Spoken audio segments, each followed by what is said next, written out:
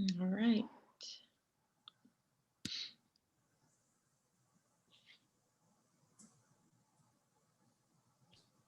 Hi, Ethan. Hi, John. How are you doing? Good. How are you? Okay, thanks. Welcome, welcome. Yes, another cavalcade of Zoom meetings today. Yay. Ethan has been our trooper. He's been on every one with us. So, Well, I mean, the real troopers are y'all. yeah, well, still, it's a lot of Zoom for you too. So we appreciate it though. Welcome, everyone. Welcome to day 9 of the New York State Craft Brewers Conference presented by DWS. My name is Jen Myers. I'll be the moderator for this session. Welcome to Draft Packaging Line Quality. We're excited to have John Graber here from Matic to go through and explain best practices and quality control. So before we begin, just a couple things. First, I'd like to thank our Thursday presenting sponsor, Whiteman, Osterman, and Hannah. Thank you. And then Thursday session sponsors, Micromatic, thank you. Schaefer Container Systems and Eco Software. Thank you so much to our allied members. Because of you, this is possible. I'd also like to ask everyone that is attending to please sign our attendee session sheet. We're just trying to keep track. And if you have a question at all throughout this session, please put your question in chat or use the hand emoji and we'll call on you when it's appropriate. And without further ado, I'm going to pass it over to you, John. Okay, thanks, Jen. Hi, everyone.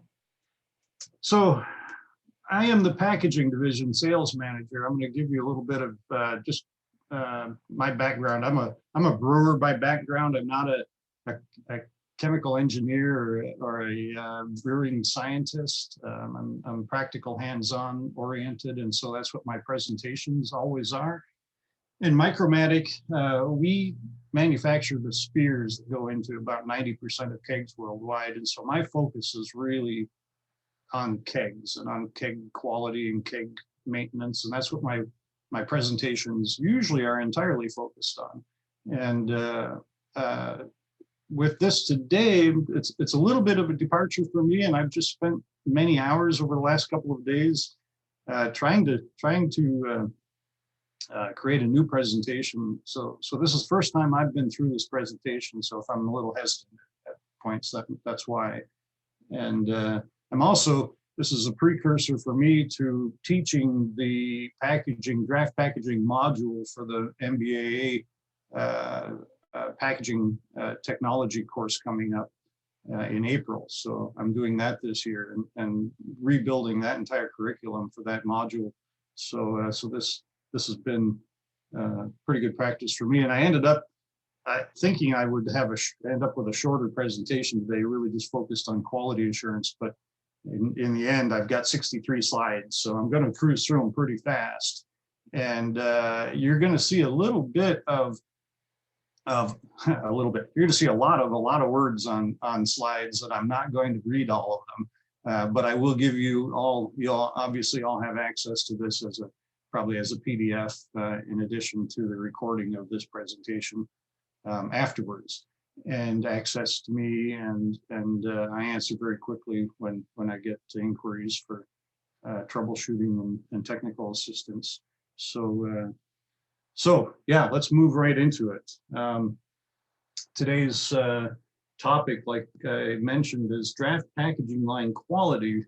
But for me, quality assurance and safety assurance are really all about one thing. I want you to think more holistically, if you don't already, about quality assurance and safety assurance. Why do we have it? It's like, okay, you can spend an awful lot of time and energy on making sure your beer is perfect and carbonated and hazy, stable, or bright, stable. But then if at the very last minute you muck all that up by putting it into a keg or running it through a packaging line that's not optimally maintained and cleaned, you've thrown it out, all that QC QA work out the window. And so really it's all about customer satisfaction. And my point is that everybody involved has to be authorized and trained to participate in making sure that your kegs and your packaging line are kept in very good condition. So you got to have knowledge to best practices. That's why you're here today. Proactive maintenance, obviously preventative and proactive maintenance of packaging line and kegs. I'm sure it's done on packaging lines in most breweries, but hardly anybody does it with their kegs. Now everybody runs their kegs to fail, which is a terrible way to operate. So I'm going to talk a little bit about that in the first half of the presentation. So the first half of the presentation will be largely focused on kegs, and the second half on packaging lines and keg washing machines. So the two pieces of equipment under consideration today, kegs and keg washing machines. And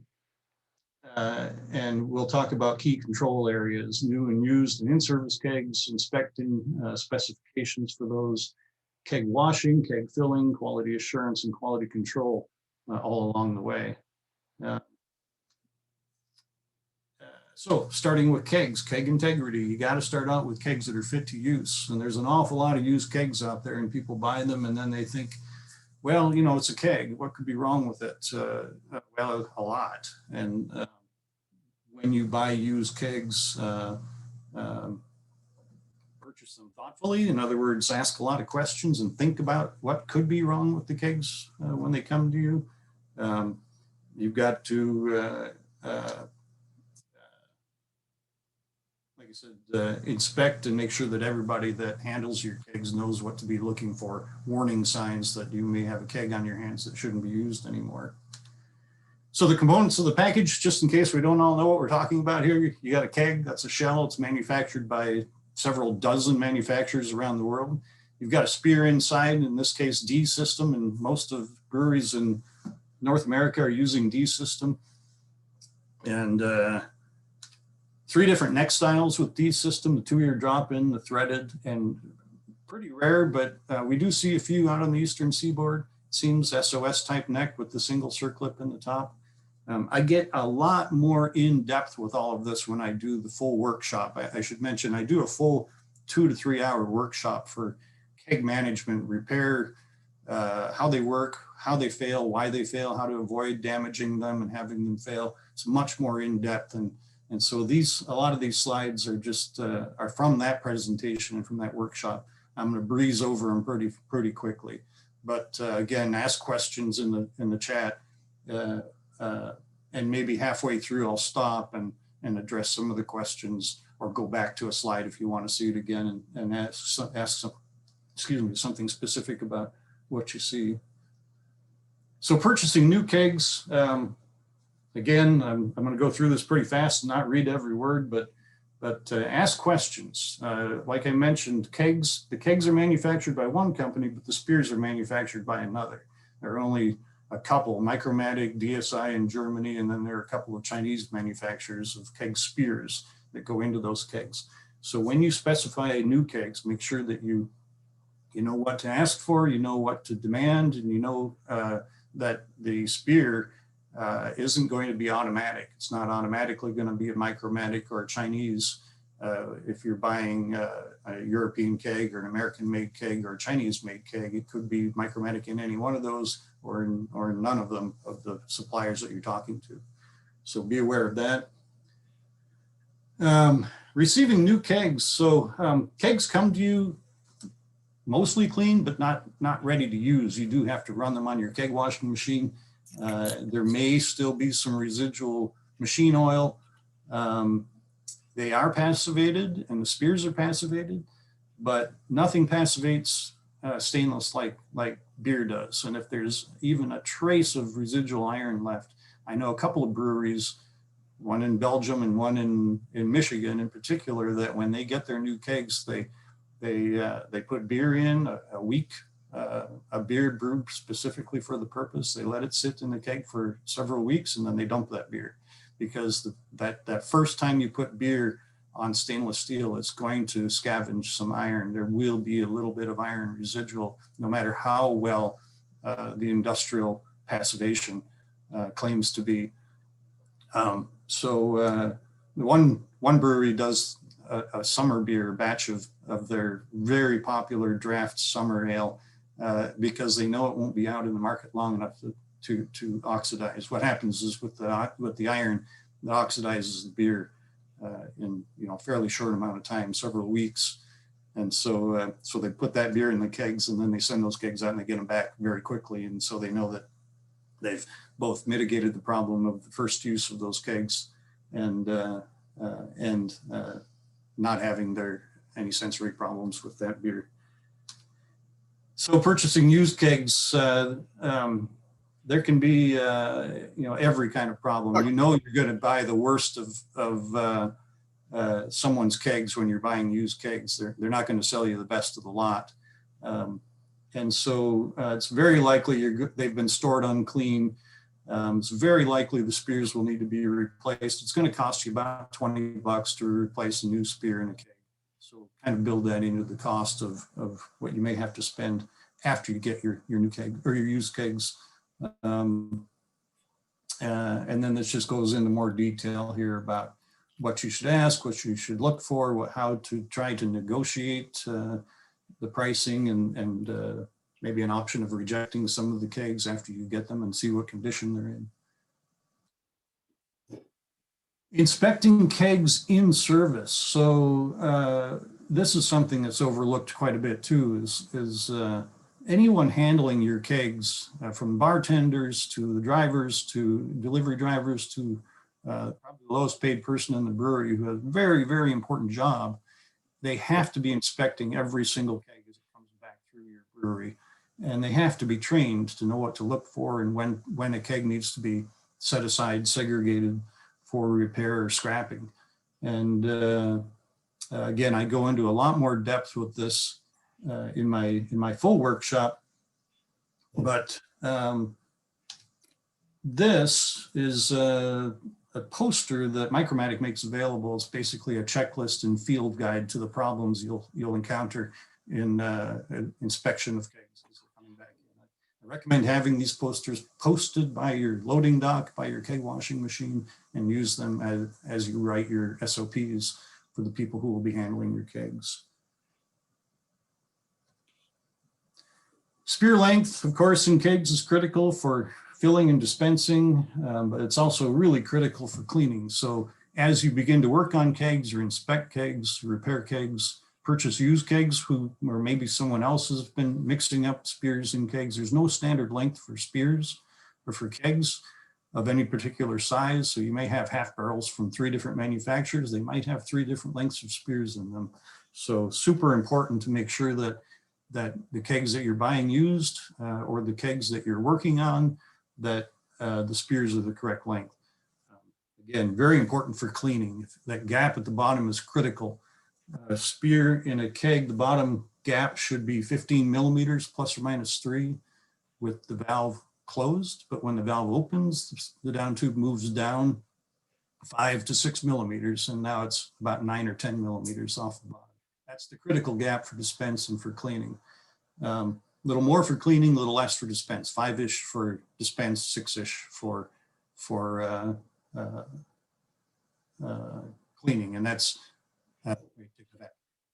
6 for cleaning. Opens the valve just a little bit farther on the CO2 side, which is the purge side for cleaning. Everything in the keg has to come out through that side, so you want it open a little bit wider. You don't want to open it too far. If you overstroke on the CO2 side, you're driving the down tube closer to the bottom inside of the keg, and then you begin to restrict the flow or mess up the spray pattern. So how do you know you can't see inside a keg? You got to pull the spear out and measure the keg itself. How do valves fail?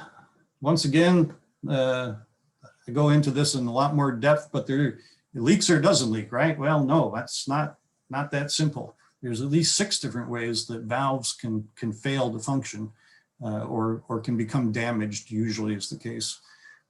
You can have a beer leaker where the green arrows are. There's beer will leak past the ball, between the ball and the interface with the CO2 valve. The ball is scratched or the rubber is torn generally. You can have a CO2 leaker where the blue arrows point around the outside perimeter. That's leaking from the headspace. If it's bad enough, eventually the beer goes flat. that is most often caused by something stuck there. So when you pull a keg off of a keg washing machine, set it down on the floor, if you see bubbling around that outside perimeter of the rubber CO2 valve, it's probably something stuck there. Your keg washing machine didn't quite purge all the chunky stuff out of your keg that either you put in by way of your beer, or it got blown in there accidentally, or maybe the neck of the keg didn't get cleaned out properly before it was put on the machine, and wood splinters or broken glass or grit or whatever that might have been in the neck of the keg could have gotten blown into the keg and then hangs up there. It's only about 1.5 millimeters gap that opens up there that everything in the keg has to flush out through. So don't put that chunky stuff in your beer, or if you do, take it out before you put it in your kegs. Foamer kegs, that red arrow, the red arrows point to the raised rubber rim there. That's a problem in that when you hook up that keg, it's going to foam like crazy because the barrier has been broken between the CO2 side and the beer side. You get CO2 streaming into the beer stream going to the bar. You're not going to catch that keg leaking. You're not going to see bubbling or see beer coming out like you do with a beer leak or a CO2 leaker. So someone has to have their eyes and brain engaged when they're looking at that keg and inspecting those kegs coming back into your brewery. And when you see damage to that raised black rim, take that keg out of service, because it's going to be a problem for your customers. Delamination, when kegs get really old, you want to avoid this by preventative maintenance. Don't let your kegs get that old. Don't let the rubber age to the point where it's delaminating. The rubber CO2 valve is actually mostly metal, just a little bit of rubber on the outside, and that eventually delaminates as the kegs age. That can be a quality problem, quality assurance problem, because that creates a pocket where yeast, bacteria, beer spoilers can be trapped and not fully cleaned out and sanitized. So just don't let your valves get that old in your kegs before you pull them out proactively and replace them. Neck leaks and seepers, pretty rare. Neck leak, when the O-ring begins to degrade, that's the separation between your beer and its nice safe cocoon in the keg and the outside world. And seeper keg is when beer springs weaken and age. Beer springs are made out of stainless steel. They're not high tensile or high force spring steel. So they do wear out, and they wear out pretty easily, just normal wear and tear. So again, replace or rebuild your spears with new springs before they become a problem, before those springs weaken and they don't hold a tight seal anymore on the beer valve, the ball, or the poppet. So the next few slides are just a whole lot more detail about the causes and symptoms and prevention of the valve failures. Why do they fail? It's mostly about abuse. Bartenders careless with a coupler, or a coupler that's damaged with metal burrs on the probe. Washer filler line, believe it or not, unfortunately, there are a lot of really poorly designed keg washing machines out there that the interface just damages valves. We try to help when we can to mitigate that problem with aftermarket probes for machines, or to help communicate with your keg washing machine supplier to get them to shape up and build a better machine. But sometimes it works, sometimes it doesn't. You'll see a slide here pretty soon with pictures of some really poorly designed keg probes. UV light exposure. Don't leave your kegs outside in the sun if possible. I know that's pretty common in distributor yards. They leave those kegs sitting out in direct sunlight. UV light's really hard on the rubber CO2 valve. It ages it prematurely, and then the rubber CO2 valve becomes brittle. The valves don't seat as well, and they're much more susceptible to damage. Overfilling. How many of you overfill your kegs? Don't bother telling me. I know it's like 80 or 90% of you probably. You overfill to overfill or brim full through a coupler. That keg, 100% full of beer, it's full, right? It's overfilled. All kegs are designed to, nearly all kegs are designed to hold the legally required volume that you claim on your label, plus 1.5 to 2% of headspace. And that headspace is important because it acts as a shock absorber against the expansion and contraction of the liquid.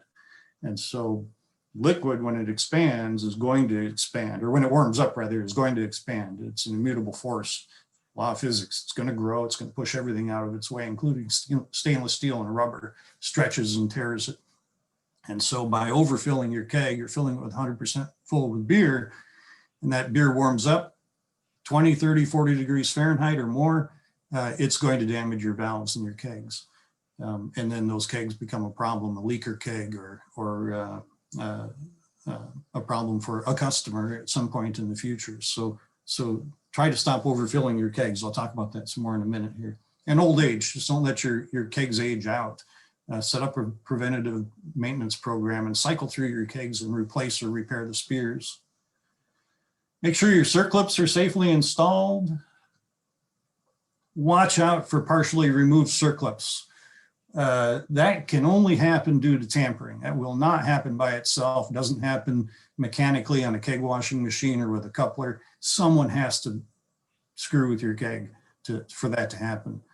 Or you or someone on your staff has to have installed it improperly in the first place, making it susceptible to this kind of a problem. So when you see this, consider it to be a critical hazard. If that circlip comes out, there is a safety mechanism. The 2 ears on the spear are designed to lock into the Z notch in the neck of the keg and prevent the spear from flying out. But don't count on that. And if you see a keg with the circlip missing completely, don't count on it not having any pressure in it remaining. Hypothetically, that spear should pop up and lock into place, break the seal, and let the pressure out if the circlip is removed.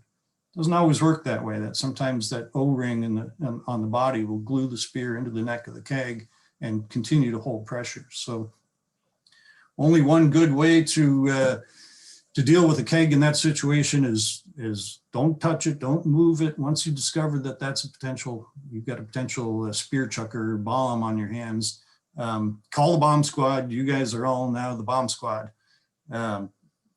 You see a picture. This is a safety poster that, again, produced by Micromatic that I recommend posting on your loading dock and anywhere people are handling kegs. The first poster is designed for brewers and operations folks. The second poster is for at retail for bartenders and others. But you see a picture of my buddy Steve Brott there with a broom handle in his hand. That's the only safe way to deal with a keg that has a circlip that's either missing completely or partially removed or damaged. The broomstick trick. Standing well back out of the line of fire of that spear, push down on the ball and the CO2 valve and make darn sure there's no pressure in that keg before you do anything else.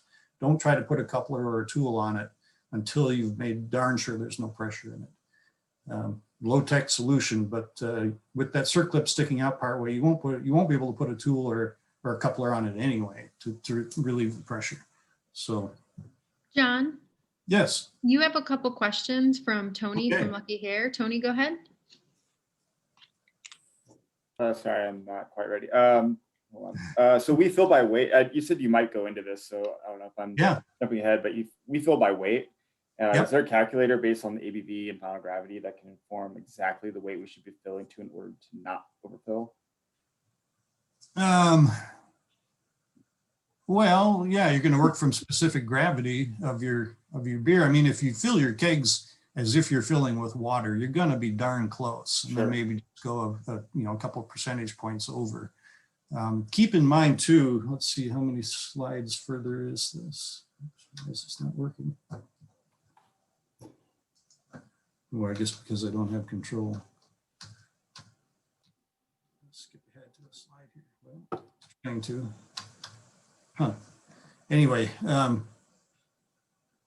yeah, it's a slide coming up, but when you fill, one of the ways that we recommend filling, if you don't fill by weight or with a flow meter, is to tip the keg on an angle and capture a pocket of gas in the shoulder of the keg. But remember that the geometry of kegs is all different too. So yeah, as far as filling by weight, just calculate the known weight of the beer that you need to be in there based on the specific final gravity of that beer. And then minus like 1%. I would go plus 1% to make sure that you're not underfilling and sending out a keg that's not legally filled to the required volume. So, Okay. yeah. And can you send a link maybe afterwards about where to find these safety posters? Yes, I will. Awesome. Thanks. Okay. I've got a real lag period going. Here we go on my cursors. So damage, here's just a few pictures of damage. This is over-pressurization. That color ring on the CO2 valves now since 2015, that's a new development. 10-year, 10-color cycle is there to be a tool for cycling through kegs, so you can tell at a glance how old the keg is. But it serves a secondary purpose. If a keg has been severely overpressurized by being overfilled, for example, or frozen, that rubber CO2 valve, the ring won't be round anymore. You'll see it's distorted. That's an indication to you that that keg has been abused, has been severely overpressurized. Stop using that keg. That's part of the inspection process as they're coming back in. When you see that, or when you see a poppet valve, the one on the right is a poppet valve with the flat spot on the top of the button in the center of the beer valve is what we call it. When you see that, that's an indication to you stop using that keg. Don't try to clean it and refill it and send it back out and piss off another customer potentially.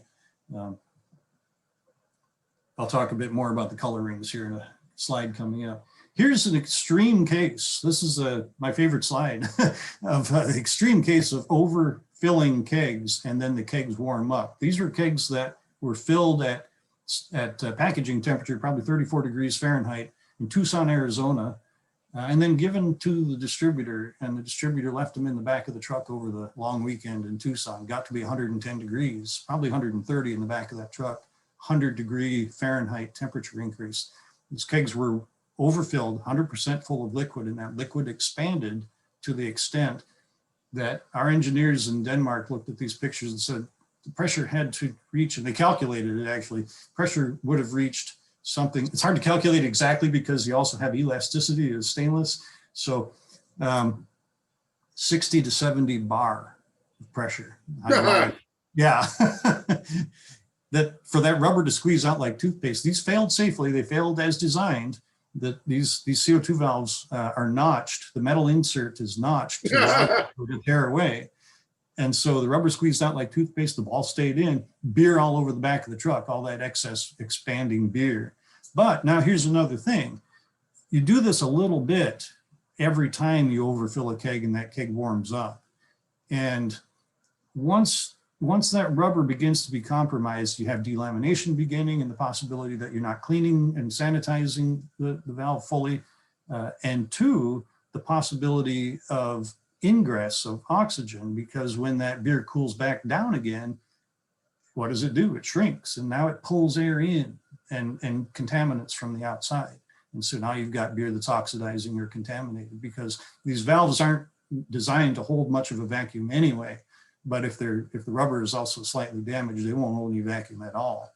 And so it doesn't take much of that liquid cooling back down. Now it shrinks, and now pulls in the air and whatever else is in the outside neighborhood. So here's a picture of delamination, late stages. You want to catch these and replace these valves long before they get to this point. These are both micromatic valves that are 15 to 20 years old, and both in late stages of delamination. So these kegs have been a problem for this brewery for some time. They just don't realize until they see it like this, because they run their kegs to fail.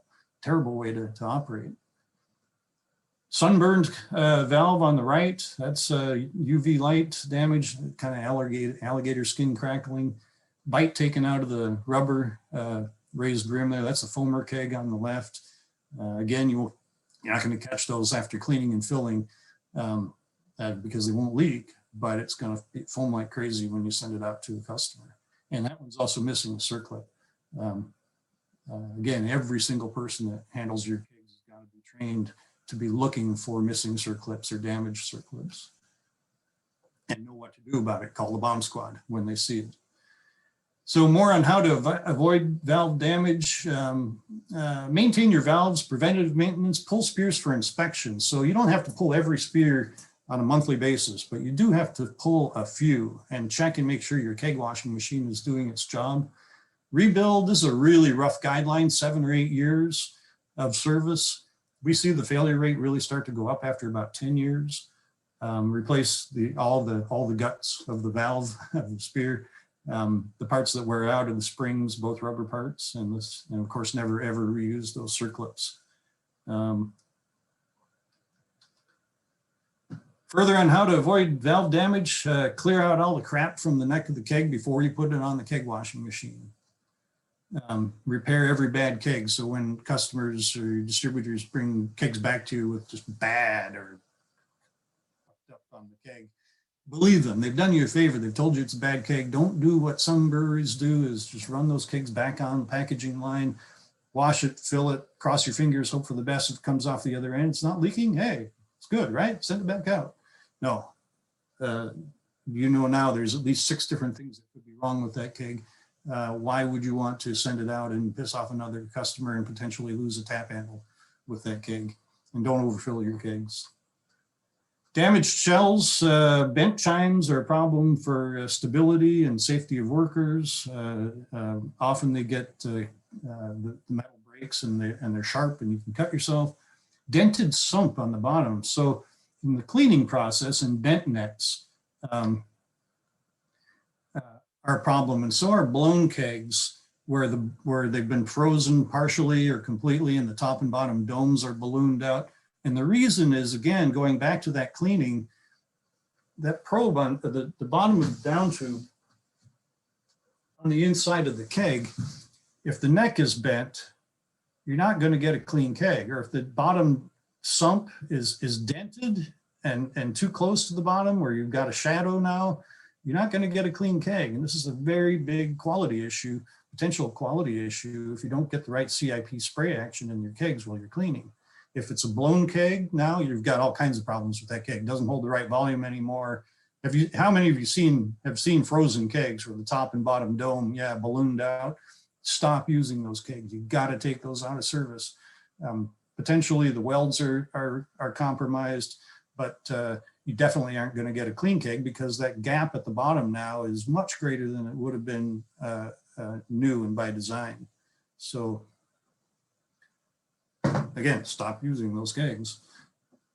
Punctured kegs happens occasionally. You see creases in the side. If you see a dent or a crease in the side of a keg, if it's slight, it's probably not a problem. But if it's significant, for one thing, it could corrode and begin to leak, but it might also cause a shadow for cleaning. Preventative maintenance for kegs. Again, who's ever heard of such a thing, right? Hardly it happens in any brewery. Sierra Nevada is really good. Boulevard's got a great program. I can name and count on 2 hands the number of breweries that have a good preventative maintenance program set up for their kegs. And that can really make the difference between your competitive environment for tap handle space. If you've got kegs that never ever fail or cause a problem for your customers, and your nearest competitors, they send out foamer kegs once in a while, they send out leakers, flat beer once in a while because their kegs aren't maintained, you've got an advantage. Age determination, I talked about those the color coding, the 10-year, 10-color cycle. Color coding is there for one primary reason, that's to be a tool for you to be able to tell at a glance how old is that keg or when was the last time it was rebuilt.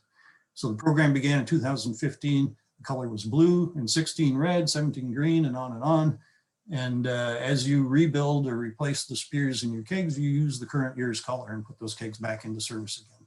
And then as you have kegs coming in, that very important person working at your dock, receiving kegs in, inspecting, looking at the bottom dome, looking for a bent neck, looking for missing circlip, looking for a torn rubber rim on the CO2 valve. They're also looking at the colors. It's like there's a blue one, green one, red one. This is the year we pull the red ones out. When they come back to us, we pull those aside, we segregate them. This is the year we rebuild or replace those spears, because we know that's our cycle is 8 years, and this year those are 8 years old.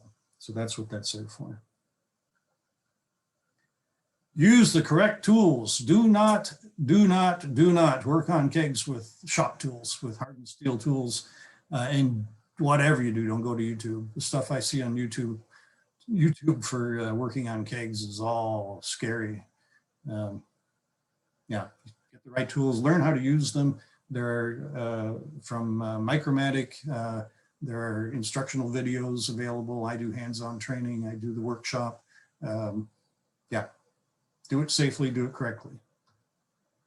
Follow best practices for keg safety. And again, I take safety and quality assurance are the same to me because it all leads to customer satisfaction and staying in business. So all employees handling kegs should have at least a minimum amount of training as to what to be looking for and to be able to have the authority and the responsibility to say, hey, you know what, this keg, it's kind of sketchy. We shouldn't be using that one anymore. And take it out of service.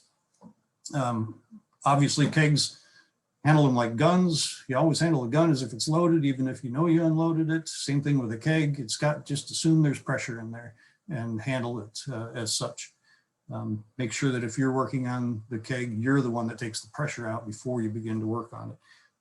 Use a safety tool that takes the pressure out for you or somehow get the pressure out.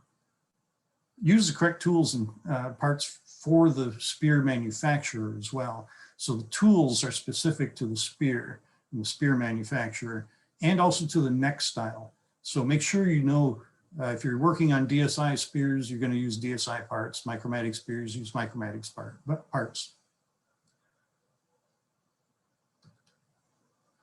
Best practices for Keg QA, QC, quarantine and log the bad kegs that come back in, look for trends.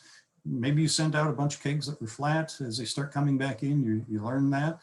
And you can trace it back to the source of the problem and solve the problem at the source. Trends are your friends in brewing and when it comes to troubleshooting. Pull and inspect spears regularly. Yeah, build a proactive routine refurbishment program and check your fill levels.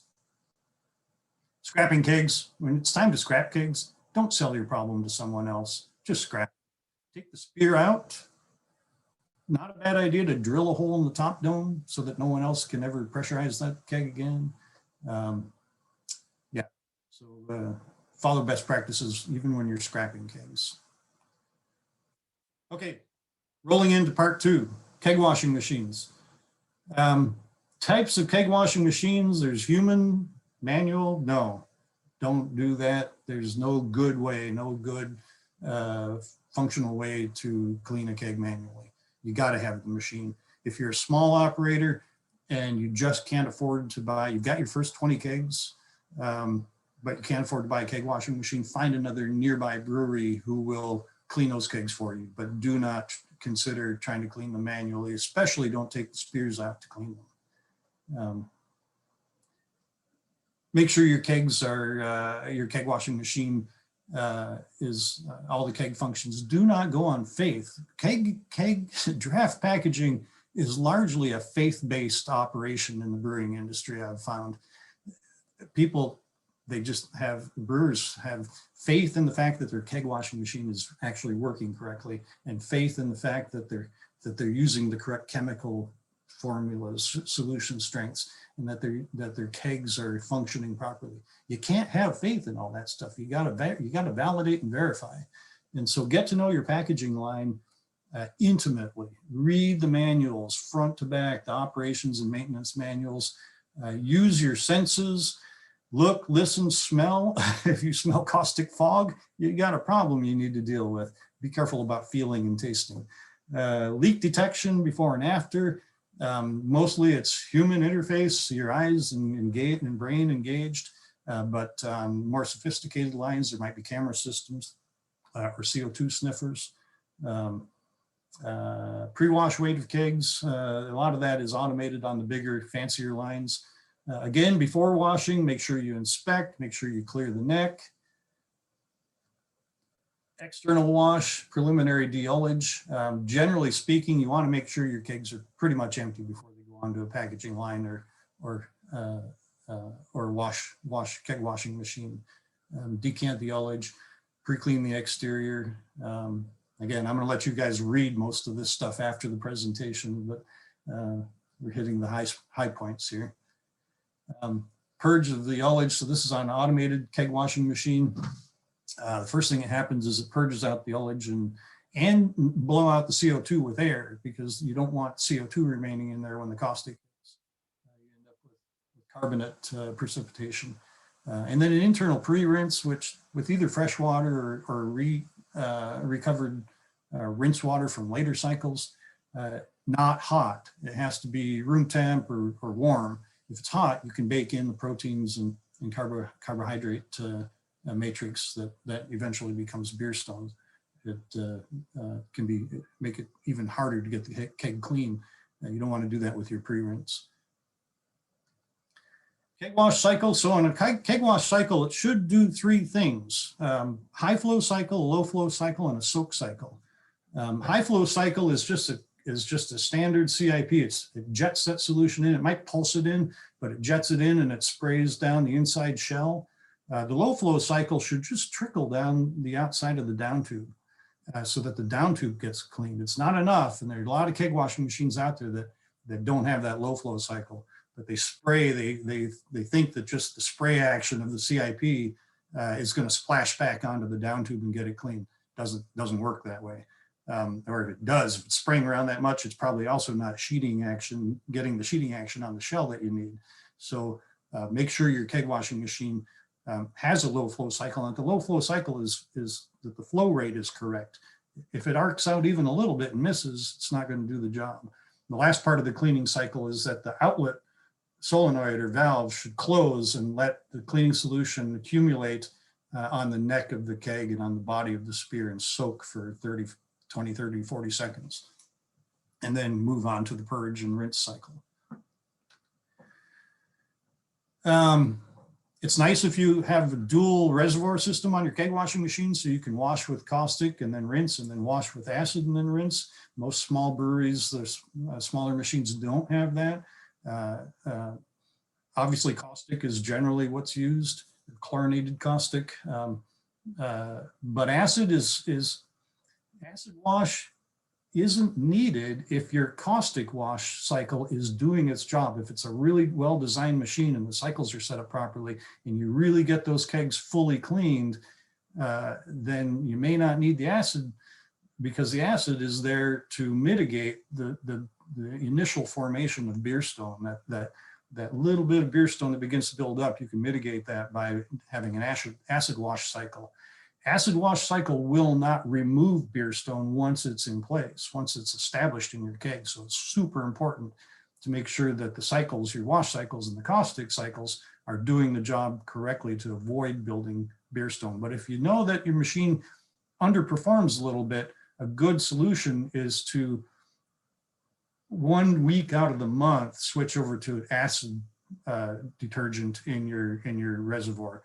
So drain down the caustic, charge it up with an acid wash, and then hope that all your kegs, once a year, cycle through on that 1 week per month when you're washing with acid. Or if your kegs are coated and you scan them in and out, which is also kind of uncommon but becoming more common in smaller breweries, then you can make sure on your spreadsheet, your database, which ones have come through on the acid wash cycle or which ones have not.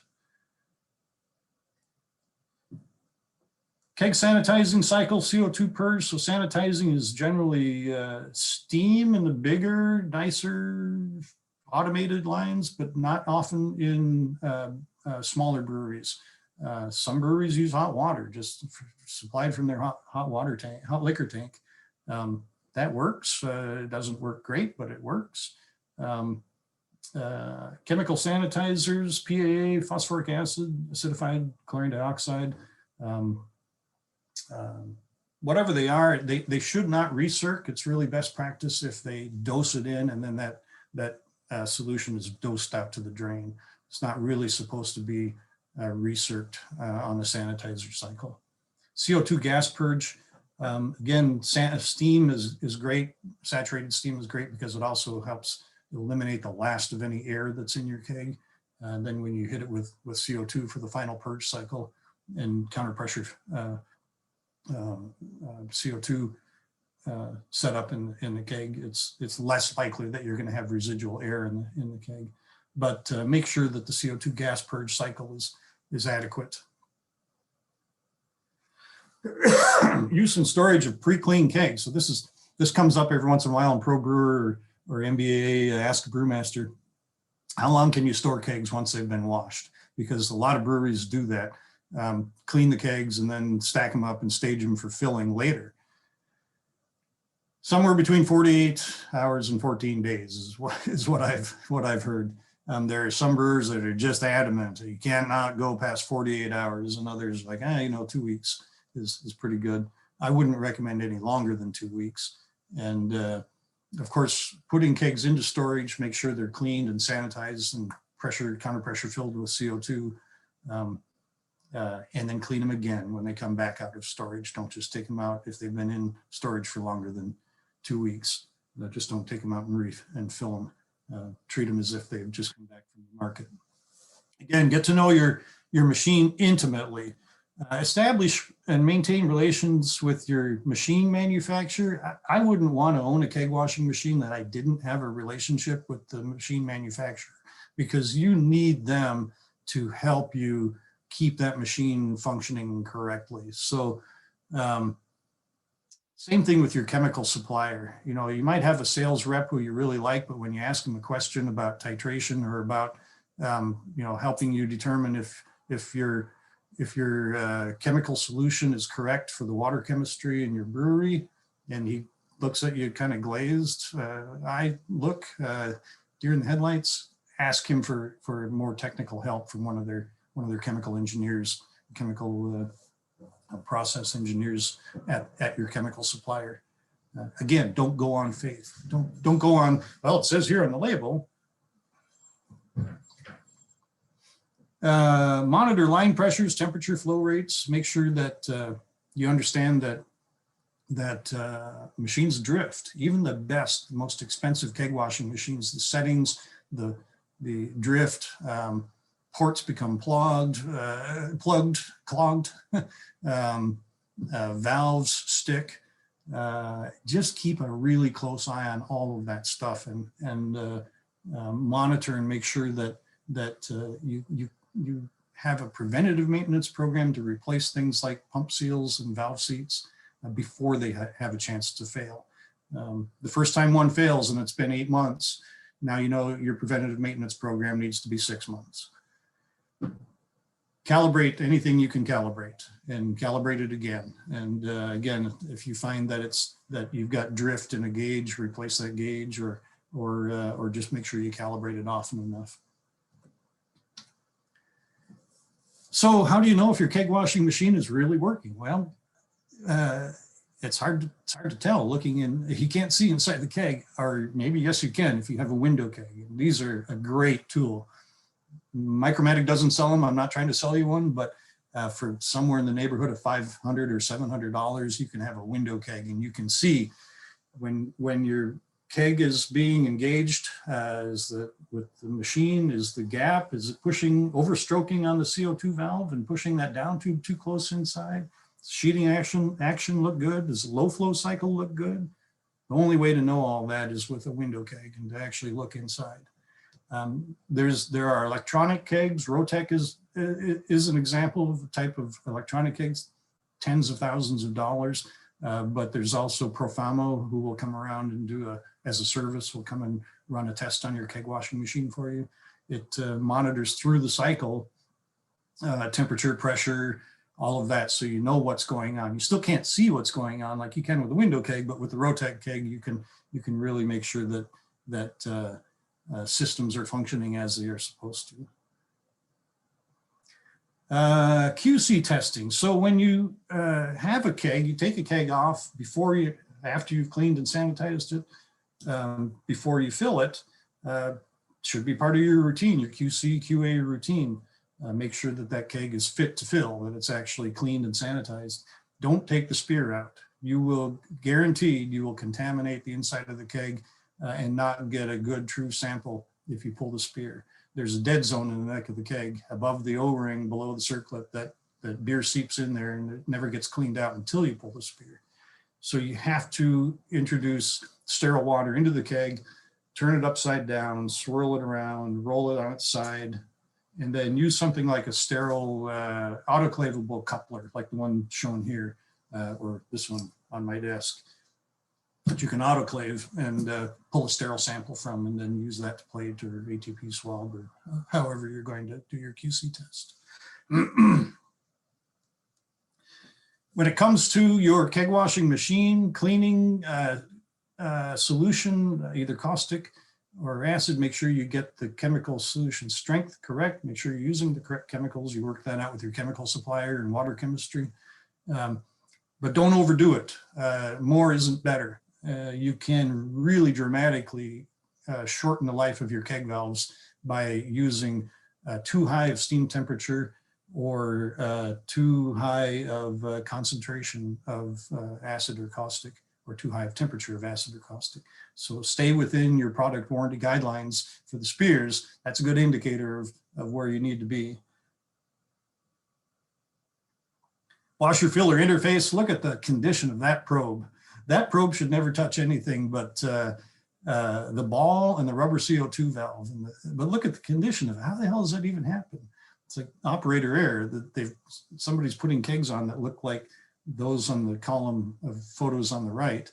And that probe, instead of the neck being perfectly centered and plumb, that probe goes up and to engage the valve, and it hits metal. And then the keg jams up and they swear and they take it off, or maybe they get it seated and finally it cleans. But then the next keg comes along and that probe has now got metal burrs and gouges and cuts the rubber CO2 valve.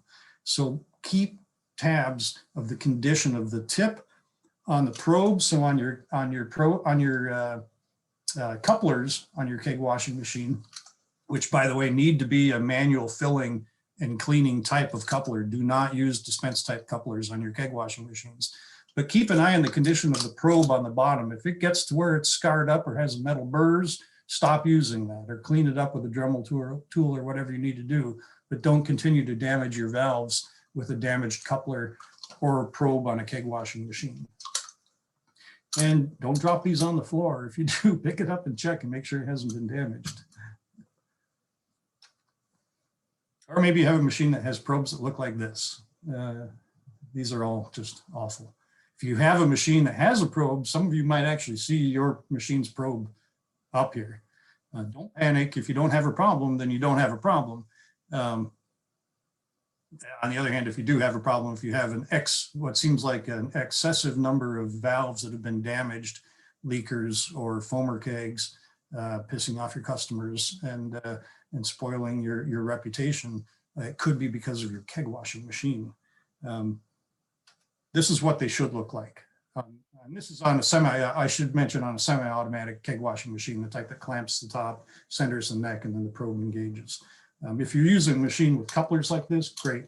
That's really an ideal situation, aside from the little extra manual labor that's involved. Keg filling, make sure your kegs are fit to fill. That includes, like I said, physically in good condition, properly cleaned and sterilized or sanitized at least. On these filler valves, the manual shutoff valve for the beer filling side is very close. Whereas if it's in the tubing some distance away, when you switch from one keg to the next, the beer spills out, and now you've got a shock of air that's going to jet into the next keg that you go to fill. So watch out that your necks of your kegs are sanitized before you hook up a keg to fill. Assure the proper counter filling. So again, when you're filling kegs, you want to be able to control the outflow of CO2 from the keg to make sure you don't foam up in that keg. There's such a thing as modulated filling on automated machines. And again, don't overfill your kegs. If you're going to overfill with a coupler, it's ideal to tip the keg on an angle and capture a pocket of gas in the shoulder of the keg. Here's just a bunch of the bells and whistles that come on an advanced keg filling line.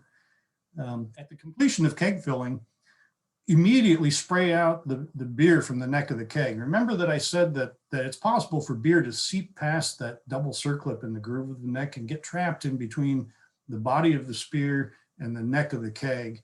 And it never gets cleaned out of there again until you finally pull the spear. It can be pretty disgusting. You saw it in that slide earlier.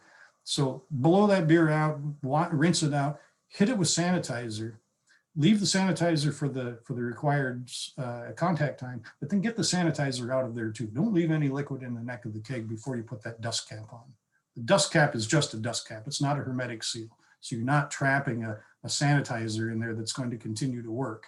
It's going to degrade, especially if it's PAA or I actually recommend isopropanol or ethanol because it evaporates out and you end up with a dry valve. But after you get the sanitizer in there, it soaks required contact time. Blow it out with some air, blot it out with a clean dry towel or whatever. Leave it as not bone dry, but as dry as you can realistically get it, and then put the cap on. And like I said, that cap is just a dust cap. They're vented for a reason. If you end up with condensation in there, you'll get mold, just like if you leave a sanitizer in there that just eventually is no longer a sanitizer, you're going to get mold growth.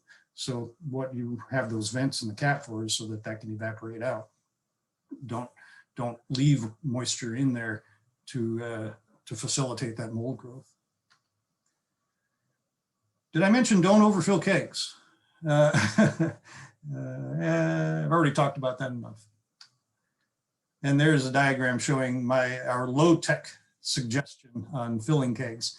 Who knows what the angle is going to be? Again, the geometry of kegs is all different from one manufacturer to the next, and even the shape of the top dome is different. But you're going to have to determine it by weight the first time, and then from that point on, either you put your kegs into a cradle that you've fabricated for this purpose, or you stack them on a pallet and then tilt the pallet, or however you do it. Try to figure out a way to stop giving away beer. You're also giving away beer. 1.5% to 2% of beer adds up. Over 2,000 barrels, that's about 60 kegs worth of beer that you'd be giving away. So here's more about overfilling kegs. This is the volume increase that the liquid will experience with warming up on a graph. Doesn't mean much to you until you see those pictures that I showed you earlier of the blown out valves. Keg filling, quality control. Again, I've talked about this a bit already. Fit to fill, ensure proper sanitation from the lines. Keg wells before you hook up the coupler to fill a keg. Make sure that's clean and sanitary.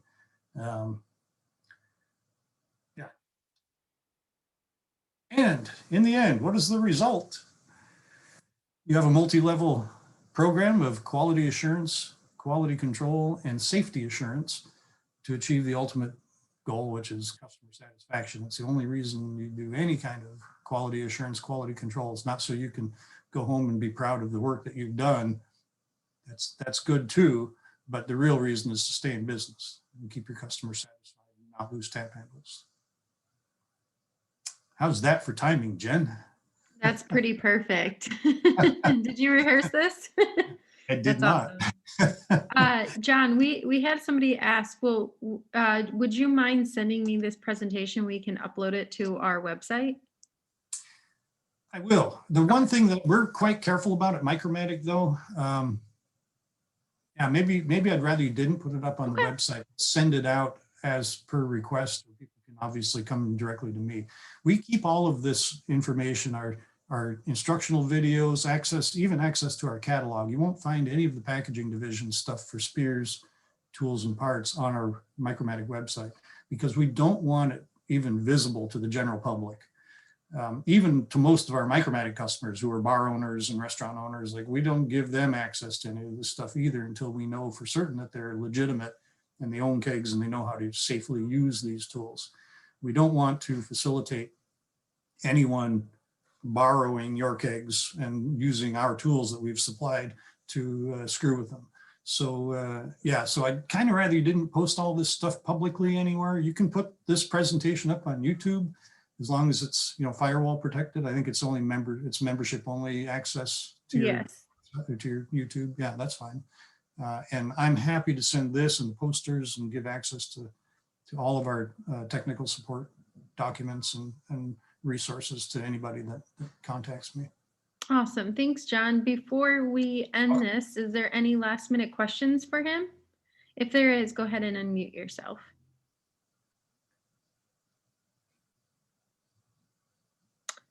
All right, John. Well, thank you very much. This was awesome. Very informative. Oh, go ahead. I was just going to say that was very thorough and informative. I really appreciate it. You're welcome. And keep in mind that I go into a lot more depth in the full 2 to 3 hour workshop that I do. And I like to do it in this format where everybody can actually interrupt me during the workshop as if we were in a room together, and make it very informal. But I go into a lot more depth with all of what you've seen. I just breezed over everything today. I could talk for an hour just on keg rebuilding, or an hour just on you know, you get it. But I could there's a lot of material there, a lot of consideration. Yep.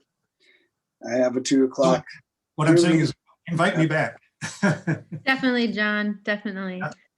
Thank you, everyone, for attending this session. I hope to see you at the next session here at 2:30, wastewater management. Have a great day. Thank you to our sponsors. Bye, everyone. Bye.